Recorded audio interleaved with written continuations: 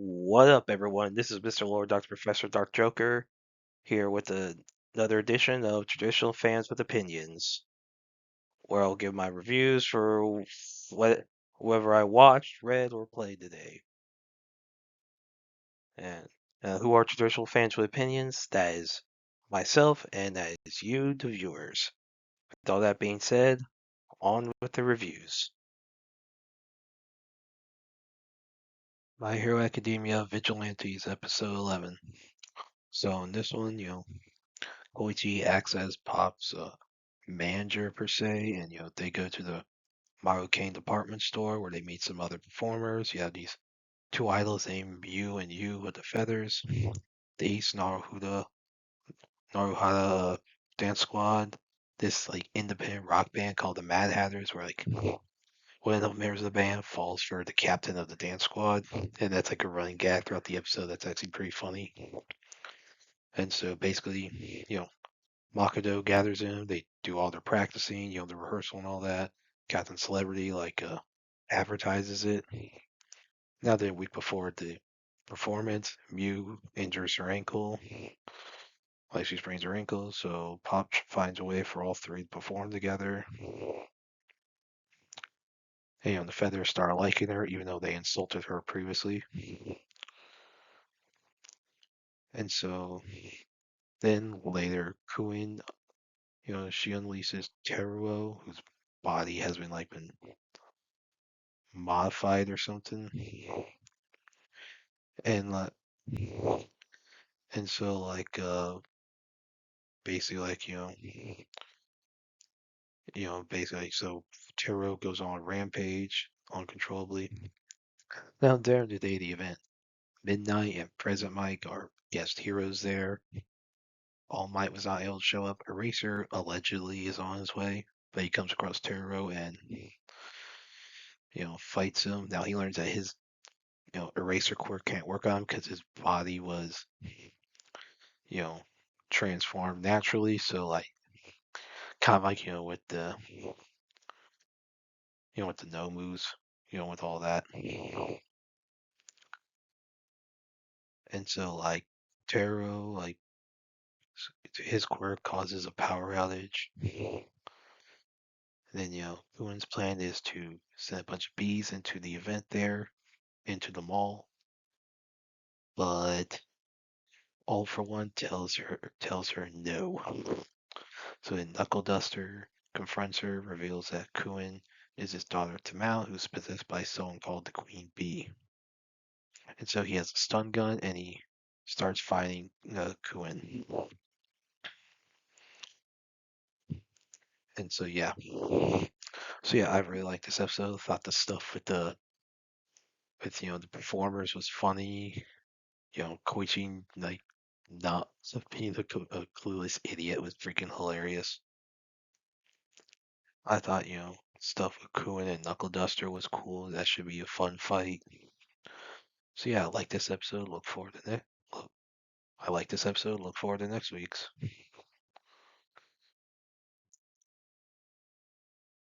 Zatsu Tabi, That's Journey, episode 11. So this one, Chika, Fuyun, they go to this one location that has a matchmaking shrine or whatever. So so Chika thinks that Fuyuni, Fuyuni is trying to pair up with some dude, and she thinks that Fuyun and Riri are fighting over the guy because Riri sends her Chika a text asking if she's at going to this location. It's so that is a running gag. And then what's revealed what actually happened is that Fuyu and Riri had a little argument about whether or not it's okay to put cream stew on top of rice. But I'm like, what? What? This is actually what we're. And so basically, Fuyun was it's we're no longer friends, and Riri's like, whatever. And basically it was Fuyun raised to the shrine where, and I guess they're hoping to, I guess, make up, become friends, and then, yeah. So then, when they leave, Chica and Fuyun get on the wrong bus, and we don't know where they're going. So yeah, I thought it was actually, I thought it was a fun episode. The Sunrise Express was interesting. The Izumo Grand Shrine. So yeah, I thought this was a cool, like, I thought it was an interesting episode. Fuyun was freaking funny. Chica's imaginations about what's going on was freaking funny.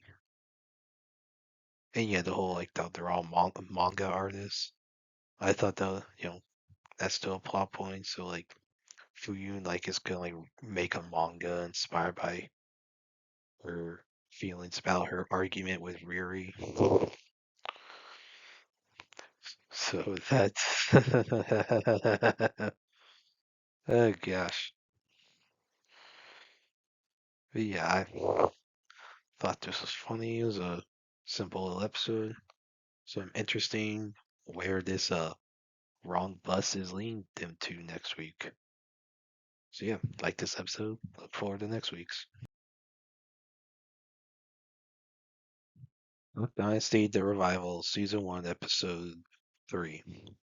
So in this one, there's multiple stories going on. So one, you have Sadie who's preparing to speak at some like Christian event in Texas A&M, and she's sick, so she thinks she might have to cancel, but basically it's already been revealed to everyone that she's going there, so she can't back out. But she's sick, and apparently she usually is able to handle it well. Now her husband says she exaggerates some illnesses a little bit, but it's revealed that the reason Sadie's sick is because she's pregnant with her third child. Now, pregnancy was revealed to the public a while ago, but this is within the show due to when this was filmed. That's when she learned she was pregnant. So at the end of the episode, the only ones that know are Sadie, Christian, and Corey. And then when all the women go with Sadie and Christian to Texas A&M to hear her speak, and then so another thing that happens, you have like Bella's trying to find a snack thief who's stealing all the beef jerky, and that kind of ties into the third story, which is like a continuation of last week, where Sai wants to make a documentary about finding Bigfoot. So Sai, Willie, Martin, John Luke, and John David, who's like someone involved with the they're like the Duck Commander podcast. They're involved with they said they all start come with the Bigfoot like ways to hunt Bigfoot. So Willie has John Luke figure out how to maybe design a Bigfoot call. So John Luke and Martin figure that out. They test it on dogs because dogs, I guess, according to legend, can react to Bigfoot. So then everyone goes camping with and so one of the people there and the camping trip is, I believe the kid's name is Zane. I think it's one of John Luke's kids. He's kind of like gets the bait. And it's revealed that Willie brought some beef jerky with him, and he reveals that he's the snack thief. Of course, he's like, I own the company. It's not stealing. So that's kind of like the joke. Now, one thing that's funny with the Bella one, so she and her husband, Jacob, they have an idea to have Jacob hide and scare the thief. And so basically, Jacob just scares some people, ends up not being a thief. So instead of funding for the thief, it just turns out they just want to scare people. Yeah. So yeah, it's a interesting episode. Different different plot points going on at once. The Bigfoot stuff was interesting, and honestly, even if they now, I think it's like since they ain't finding proof of Bigfoot, obviously they Willie says they can't necessarily make a movie of it. Now, in my opinion, I think just a documentary of Psy searching for Bigfoot would just be funny anyway, regardless if they find. Now, what about Psy? So the camping part, Psy's not there because it's open mic night at the library. So he has like a. So one thing he does, he sends like I believe it was he sends someone to scare all the campers just as a joke. So yeah, it's funny, but no, but in truth, Psy trying to find Bigfoot would just be funny to watch. It just would, because it's Psy, and you have him hunting Bigfoot doing some like whatever. It would just be funny. Like, honestly, I kind of want him to be on Joe Rogan just to talk about Bigfoot, just because Psy on Joe Rogan would be funny, and then talking about Bigfoot would just be funny. But no, but Willie says he maybe not be able to make a documentary since they haven't found proof, but he could make a Bigfoot movie. And he's like, he says, since he's fully semi-retired, it might be possible to do a Bigfoot movie. So yeah, I mean, I like this episode. I thought it was funny. Obviously there's times with duck hunting. I would like to see more hunting involved. But yeah, most part, I like this episode. Look forward to next week's.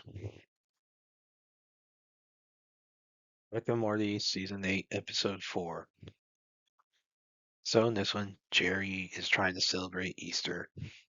And I guess no one knows what Easter is about, which, it's about the resurrection of Jesus. Jerry guesses it's either about the birth or about the crucifixion. Yeah, I'm like, how you be so retarded? Everyone knows Easter is about freaking the resurrection.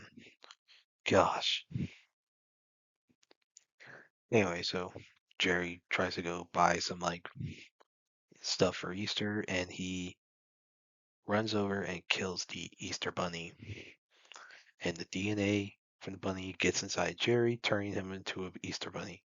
Like he starts getting buff, and like it turns on Beth. So while Beth and Jerry are having sex, Jerry starts growing the tail and all that, and like his teeth fall out.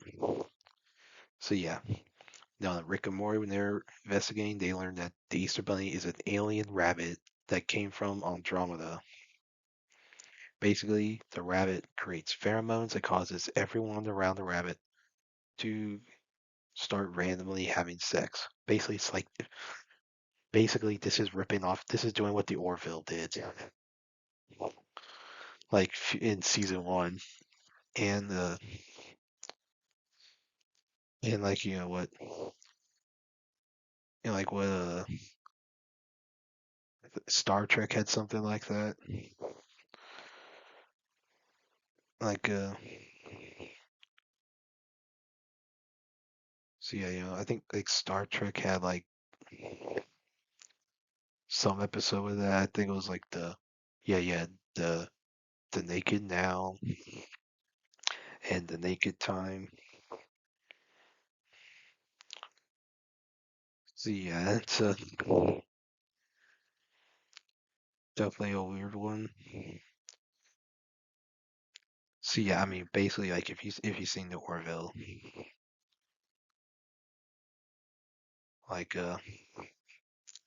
this was like a kind of like a weird one. Like yeah, it was freaking dumb and yeah. So yeah, this was a definitely an interesting episode. So I mean, but it's more like kind of like the Orville's episode, like Star Trek. I haven't seen the Star Trek episodes that are like have a something type similar type premise. I haven't seen those, but I've seen the Orville episode about it. And what the frick? Now, the Orville one was funny. This one wasn't. This Rick and Morty wasn't as funny. I mean, as where you have the giant rabbit running around causing everyone to, well, read like bunnies. So yeah, now they basically there's some egg device. Now what they have is there's these Rick and Morty come across these aliens that Rick calls space Christians that basically just hate sex. They hate doing it. They hate existing in movies, books, basically any form of media. Basically the show's making fun of real life Christians. Now, my question is, how do they procreate without, the old-fashioned way? Do they do like some artificial thing? Like, okay, anyway, still need to explain that. But yeah, so the joke, so the basically, and so the Easter Island, those things, are those like stone statues, will be associated with the lore of Easter. So basically, like, it's what states. I guess Jesus was an alien sent from Andromeda to kill the bunny, and he was crucified before he could kill the bunny. Yeah. So yeah, this was like a. So yeah, this is kind of like what South Park did, a Secrets of Easter thing. You know, like how South Park, big secret was that Saint Peter was Peter Rabbit, and that a rabbit should be Pope because humans can't be trusted with that kind of authority. Doesn't go full on weird like this. Didn't go full on like South Park did. Now this, honestly, this was kind of a dumb episode. It's funny.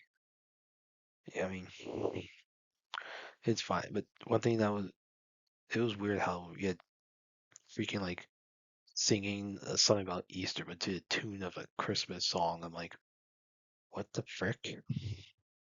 I know y'all don't understand holidays, but what the heck? But yeah, it was a decent episode. Interested in seeing what like next week does. I mean, Summer was barely in. She basically goes some spring break thing and basically is just on spring break trip for till December.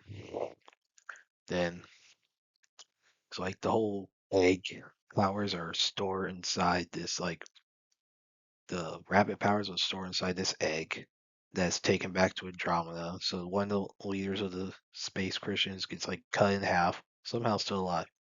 And having seen some, he wants to, he has the egg, but he wants to go back and make love to his wife. His wife's like, no, that's gross, and you're missing half. What am I gonna?